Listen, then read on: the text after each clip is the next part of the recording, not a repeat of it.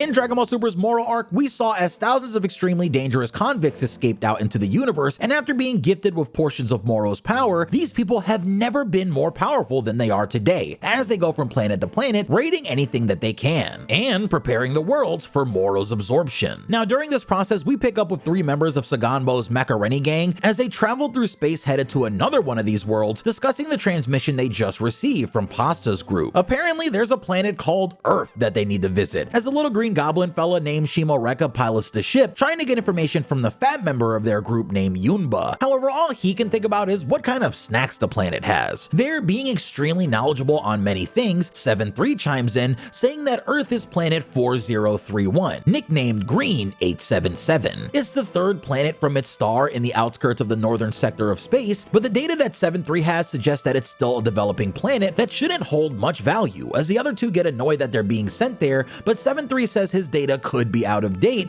since it's from before they were arrested. It's here where, landing on a nearby planet to make a pit stop before they begin their journey to Earth, they land on a planet with porcupine-like humanoids who use their quills as needle projectiles to take on any enemies. The issue here is that this is where we learn how 7-3's power works, as during their war with the people of this planet, 7-3 grabs one of the porcupines by the neck, causing its face to appear in one of the jewels on its forehead. From there, he begins to grow his own porcupine quills and begins to fire back, and since he's technically an android, he continues blasting non-stop until all their enemies are defeated and they rob the planet blind. This is because 7-3 is able to perfectly copy all of the abilities and fighting power of a person whose neck he grabs. However, when he does so, he gets 30 minutes to use their abilities before they're gone and need to be recaptured. And he can choose when to use these minutes, turning the abilities on or off, and being able to switch between different stored powers within the jewels. This all combines to make 7-3 an extremely dangerous warrior, especially if he manages to grab the strongest warrior on your planet. But unfortunately for our main characters, this ability comes in real handy, as 7-3 spots a porcupine trying to get his family away with a strange portal ability, allowing 7-3 to not only steal this ability away and completely end this small family, however from there, he also uses it to immediately teleport him and his friends to Earth, where there they find themselves standing in front of an unprepared Piccolo and Krillin, and a new battle